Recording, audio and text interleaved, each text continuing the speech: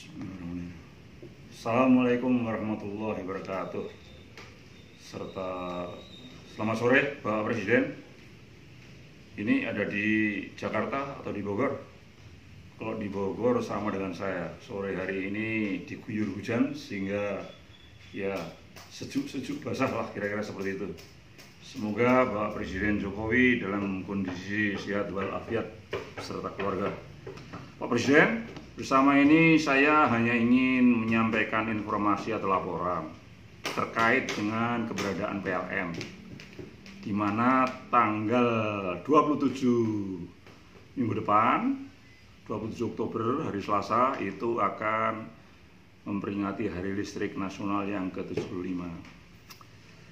Yang terhormat Bapak Presiden, dalam umur yang 75 tahun ini, saya laporkan sebenarnya kondisi kelistrikan di Indonesia ini hancur-hancuran, tragis Pak Presiden.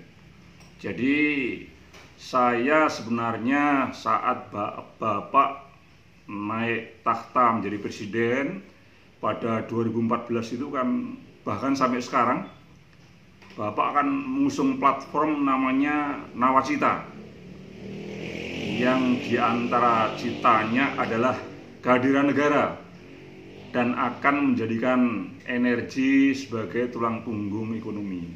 Waktu itu saya sangat gembira melihat Bapak memiliki platform seperti itu. Karena apa? Saya ini mulai tahun 2000, bahkan mulai sebelumnya 1998, itu sektor ketenaga listrikan memang sudah sudah disasar atau diingini oleh kekuatan internasional untuk diambil alih mereka. Jadi mereka seolah-olah ingin menjajah lewat sektor ketenaga listrikan. Sehingga ada Undang-Undang Nomor 20 tahun 2002, itu pun kami dengan teman-teman karyawan PLN yang tergabung dalam serikat pekerja, kami gagalkan. Dihidupkan lagi di era 2009 dengan Undang-Undang Nomor 30 tahun 2009. Oleh adik-adik saya digagalkan lagi. Tetapi ya mohon maaf, saya terus terang kecewa ini. Undang-Undang Nomor 30 tahun 2009 ini sudah digagalkan. Tiba-tiba jajaran Bapak kemudian menerbitkan Perpres nomor 44 tahun 2016 serta Perpres nomor 32 tahun 2020 yang isinya yang ngacak-acak PLN. PLN di-unbundling istilahnya. Jadi pembangkitnya dipisah dengan retailnya, dipisah dengan transmisinya, distribusinya. Nah ini rupanya semangat Bapak meluncurkan Nawacita itu justru diselewengkan oleh ring satu Bapak. Ya maaf saja, saya sebutkan sajalah Pak Yusuf Kalla dan Pak Luhut itu. Beliau-beliau itu justru mendirikan pembangkit listrik swasta yang dinamakan Independent Power Producer (IPP) bersama asing dan asing itu. Kemudian memakai transmisi dan distribusinya PLN. Ya otomatis orang-orang PLN takut lah kalau Wakil Presiden dan Menko-nya itu menginginkan mereka memakai transmisi dan distribusi. Bahkan pelanggan PLN pun dikasihkan beliau-beliau itu. Dan itu tidak hanya mereka, bahkan seperti Pak Dahlan Iskan ini, mantan pun waktu itu waktu aktif juga mendirikan IPP ini. Bahkan Pak Dahlan Iskan ini malah menjual retail PLN saat masih jadi dirut PLN. Artinya hulu pembangkit dan hilir retail itu sudah dikuasai oleh swasta. Jadi 90% khususnya Jawa Bali ini sudah mereka yang kuasai. Artinya Bapak Presiden dan jajarannya, Kementerian ESDM bersama DPR sudah tidak bisa mengendalikan tarif listrik lagi. Seperti itu masalahnya. Tapi sampai sekarang pun banyak teman kami dari PLN, wah itu retail bagus, dijual oleh Pak Dahlan Iskan. Artinya kemudian secara praktis bisa, kemudian mekanisme perdagangannya lancar. Wah ini ada token, ada curah. Ya dari sisi itu memang benar adanya, tetapi dari sisi sistem itu artinya negara sudah tidak bisa lagi menguasai ketenaga listrikan. Karena tarif listrik sudah ditentukan oleh pembangkit dan retail. Ini ada dalam teori unbundling. Ada dalam teori the power sector restructuring program. Ini sebenarnya konsep lama, Bapak Presiden. Ya perlu kami sampaikan agar Bapak tahu. Memang jauh sebelum Bapak ini konsep seperti ini. Tetapi Bapak akan berjanji nawacita. Saat itu kami sudah menilai dengan adanya the power sector restructuring program, Undang-Undang nomor 20, Undang-Undang nomor 30, negara nggak hadir di sini. Tetapi dengan adanya nawacita mestinya negara hadir, etatisme. Namun kok lahir Perpres nomor 44 2016, Perpres nomor 32 nomor 20 tahun 2020. Wah ini malah makin liberal gak karuan, gak ada. Nawacita tidak ada, Bapak Presiden. Yang hadir oknum-oknum pejabat negara yang malah ngacak-acak PLN. Itu faktanya. Jadi kami melihat untuk PLN dan ya saya yakin sektor yang lain, ini terjadi oligarki antara kekuatan eksekutif, legislatif, dan yudikatif. Yang saya lihat kok semangatnya ngerampok aset negara. Jadi di mana nih kami mempertanyakan Bapak Presiden, di mana nawacita Bapak itu? Tidak ada. Bahkan yang sekarang ini saya lihat lebih ugal-ugalan lagi. Artinya saat ini Bapak Presiden, karena ring 1 Bapak tadi justru mensponsori berlakunya liberalisasi sektor ketenaga listrikan, untuk Jawa Bali sekarang ini pembangkit PLN nyingkir. 17.000 megawatt pembangkit PLN mangkrak, tidak terpakai. Karena saat Bapak terpilih pada periode kedua, itu Menteri BUMN Bapak, Pak Erick Thohir itu memerintahkan agar PLN tidak mengelola pembangkit lagi. Ya otomatis orang PLN takut. Meskipun banyak pengamat mengatakan Daryo kok tidak ngerti mekanisme kerja Menteri BUMN. Menteri BUMN tidak bisa ngatur-ngatur bawahnya. Loh, saya bilang di Indonesia atasan kok nggak bisa ngatur bawahan. Nonsen, bullshit. Siapa yang memang direktur utama PLN? Ya Menteri BUMN.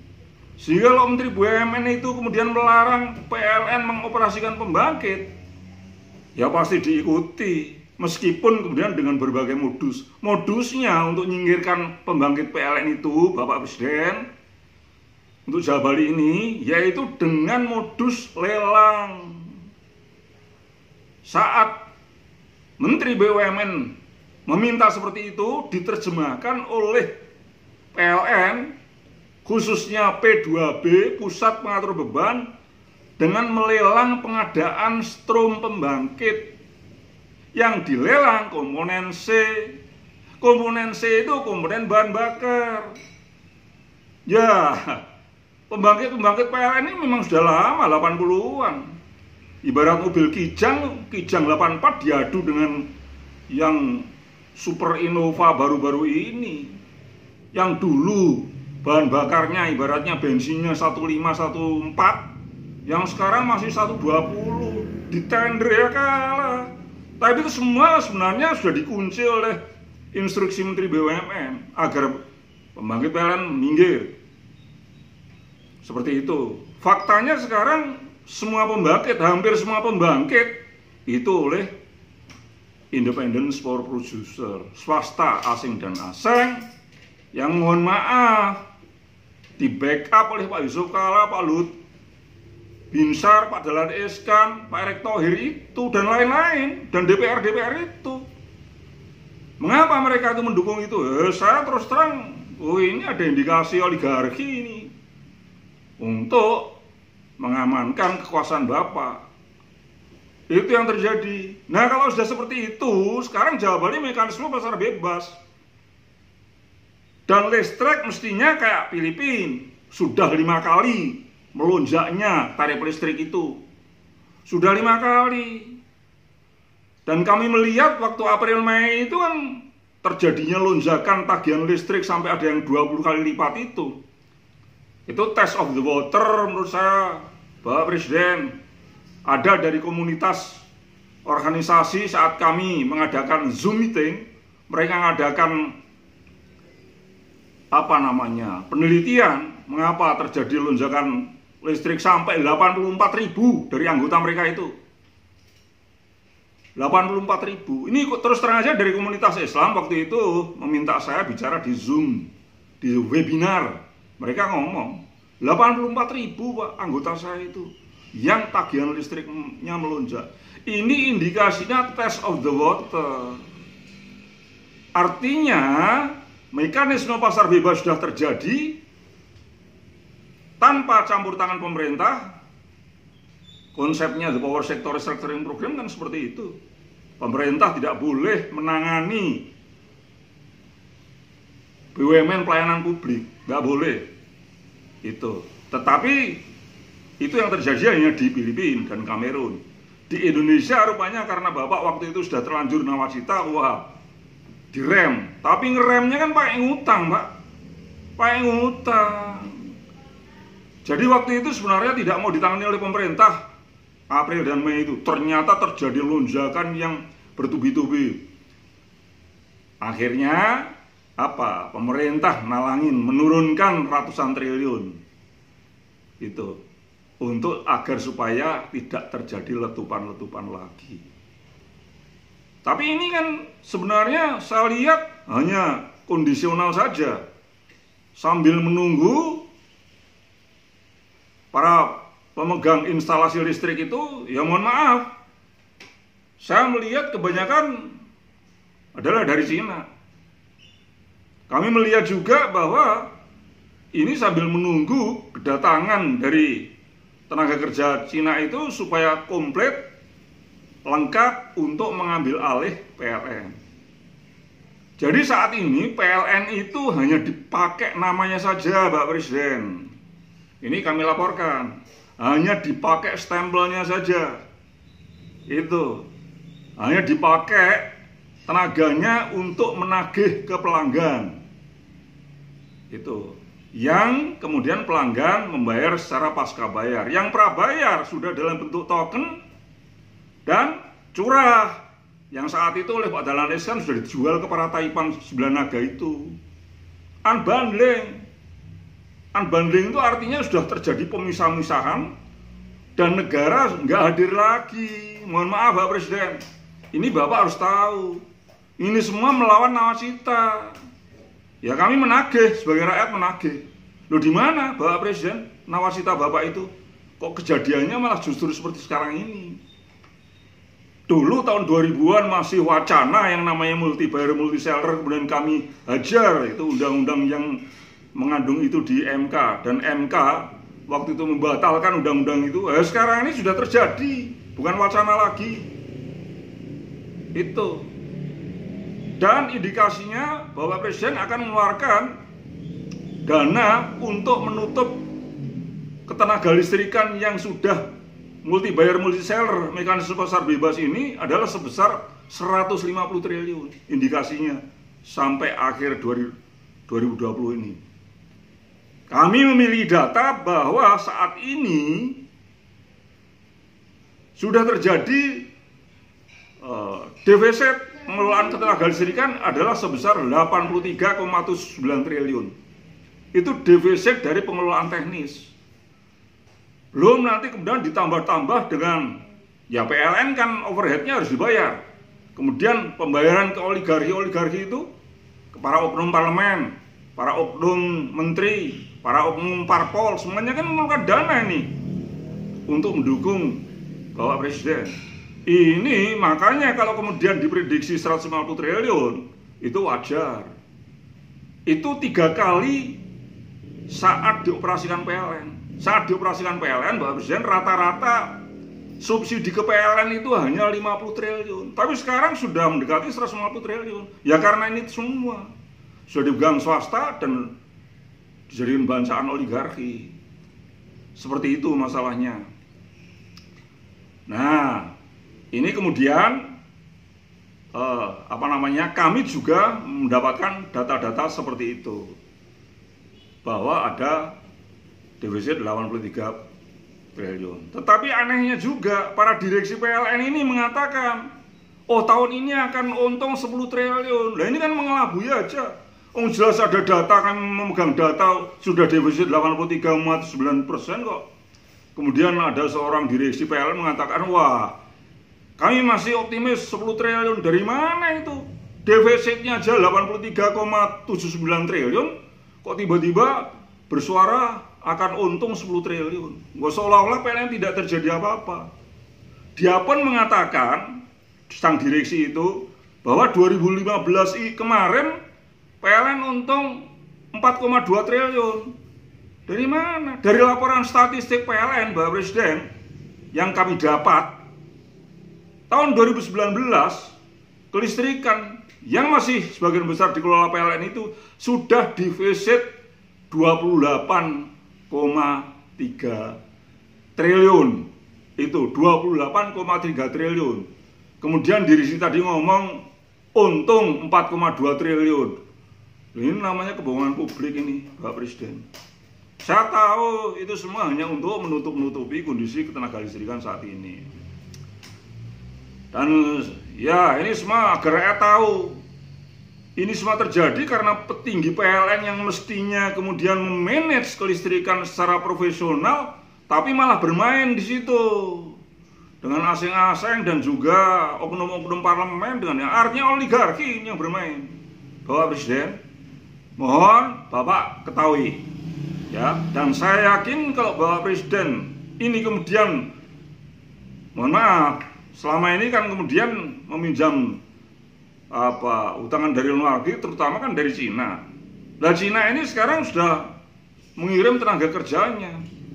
Kalau tenaga kerja mereka dianggap sudah optimal, saya pikir mereka tidak akan mau lagi ngasih utangan untuk subsidi listrik. Maksudnya agar apa? Agar supaya kemudian PLN bubar. PLN bubar, luar Jawa diserahkan Pemda, Jawa Bali dipegang oleh mereka itu. Kemudian tenaga kerjanya terpakai, organik PLN dan outsourcing PLN ya terpaksa di PHK. Makanya ada undang-undang Omnibus Law ini, semua terkait, Bapak Presiden, kami tahu itu. Mohon Bapak harus harus mengerti permasalahan ini. Kepada siapa lagi kalau bukan tidak kepada Presiden? DPR-nya pun sudah seperti itu. Seolah-olah nggak tahu Omnibus Law itu, kami lihat nggak ada itu naskah akademiknya. Undang-undang kelistrikan yang kemudian mengunbundling seperti ini, mekanisme pasar bebas, itu sudah diputuskan MK, sekarang hidup lagi. Itu kan gunanya untuk agar supaya kemudian privatisasi PLN berjalan lancar. Kemudian rakyat akan menanggung beban 5 kali lipat tarif listrik dari sekarang. Ini terjadi di mana-mana, Bapak Presiden, di Filipina, di Kamerun. Waktu itu saya ikut menangani masalah itu, jadi tahu persis kemana arahnya ini. Demikian, mohon Bapak Presiden maklum, dan agar menjadikan masalah PLN ini karena menyangkut hajat hidup orang banyak menjadi perhatian utama sesuai dengan tekad nawacita dari Presiden Jokowi. Demikian kami sampaikan. Mohon maaf apabila ada kesalahan. Billahi taufiq wal hidayah. Assalamualaikum warahmatullahi wabarakatuh.